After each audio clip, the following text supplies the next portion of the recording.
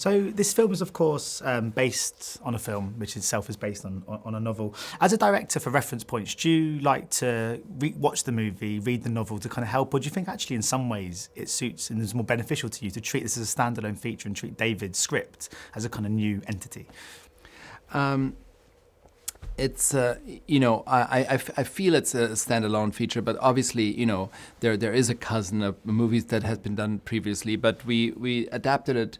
We were very close to the novel, and obviously the novel is a big bestseller, so we wanted to honor both because they both were very successful. But I think we in the same time tried to create our own establish our own universe, and I tried to put my own stamp on it. And I think, like often with like a Shakespearean play, you can do it in any culture all across the world, and it's, I think, very similar here. And how was it to collaborate with David again after all these years? Is this something you guys have wanted to do for some time? I mean, we when we did Finding Neverland, we had such a great collaboration, and we wanted to do it for a long time. And then A Man Called Otto came along, and it felt like the right time to do this together. And of course, in this film, you're not only directing one Hanks, but two. I was wondering, how kind of was that? And as a director, what does it sort of bring out from you as a different sort of sensibility? You're dealing with one of the most experienced actors kind of in Hollywood, and then as a real kind of newcomer. Does it require different directorial skills from you in some ways? I mean, you work with someone like Tom Hanks, who's one of the best actors alive, and he's just fantastic and phenomenal and a true artist. And so you're working with him, and it's like a different kind of approach. It's like, someone who is a fantastic violinist, and you just ask him to play a little faster, a little slower, a little more upbeat. So you're exploring different things, and he's just fine-tuning a lot of the approach. And then Truman, I was really glad he accepted, and I tried to convince him to play it because he's not an actor, he's a DOP, and he's ultimately said yes. But because he looked like Tom when he did Big and Splash, but you approach someone who doesn't, who hasn't developed that kind of skill set like his dad has in a different way, but you want to make him feel comfortable and natural and give him that environment. And the actress across from him, Sonia, who's played by Rachel Keller, the two of them have great chemistry together. So it's you just want to embed him that slowly, that to adjust his performance, but that worked out very well. All right, let's get to Tom Hanks. And I mean, he's one that when you ask sort of people on kind of press tours, what's it like working with this person? They have no choice but to say that person's great. But with Tom Hanks, people's eyes light up when they want to speak about collaborating with him. What was your experience like working? It's like, I guess, like as you found, my eyes light up, and they say he's the kindest person, the nicest man in Hollywood, which is really true. And the great thing about him is he doesn't have an ego. He really collaborates with you, and he's so intelligent and so smart on an emotional level and intellectual level, and to combine both. And he comes from comedy and then did so much drama. And in A Man Called Otto, Tom Hanks really connects his comedic skills and his dramatic skills in one, which makes it so enjoyable to see him do both, especially also the physical comedy. Yeah, and how important do you think that inbuilt likability is to this project? Because Otto is, to begin with, quite a flawed character, but there's many aspects of his personality we don't like. And yet we need to still root for him the whole way through. And Tom Hanks is able to deliver that. And there's not many actors who can. So do you think having an actor play Otto who is likeable is quite important in some ways? Absolutely, because you want to keep relating to Otto and connecting to him. And ultimately, if Tom wouldn't have played the character, I couldn't see another actor doing it, to be honest. He's literally the only one who would have been able to do this connectivity, that you stay with Otto, and as grumpy as he is, that you still like him. I was wondering too, because obviously looking across your career, you've made some sort of big old films with big budgets and big franchises like Bond, which come with huge kind of expectations and they're really kind of ambitious kind of action set pieces. And then films like this are much more kind of character driven. I just wondered if you as a filmmaker are the same and you approach every project in a similar way, irrespective whether it's a huge big franchise movie or it's a more character driven film like A Man Called Otto.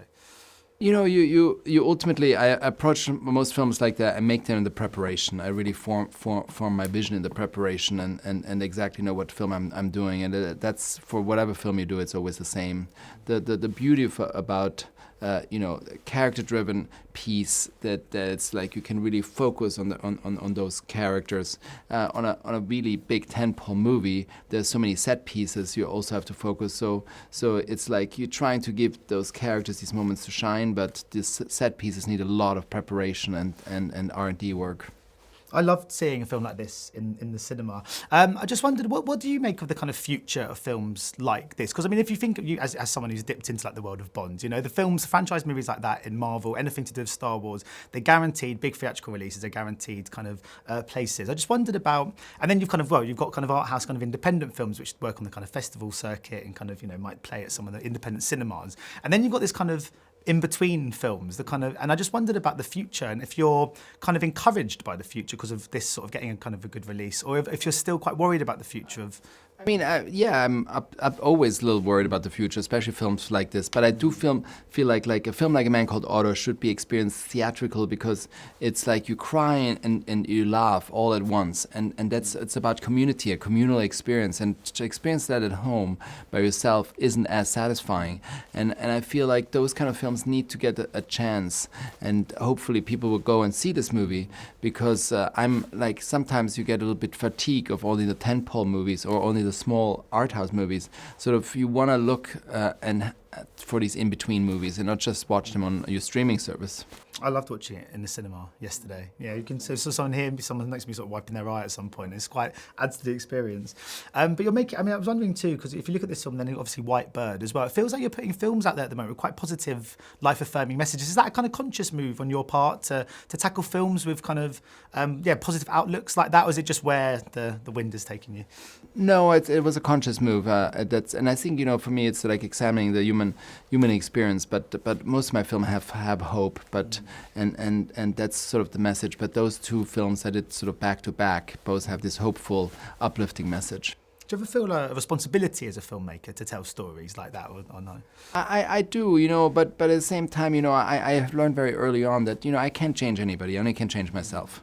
But I do feel like still how I tell stories and entertain people is through uplifting stories. I think it gives me more satisfaction.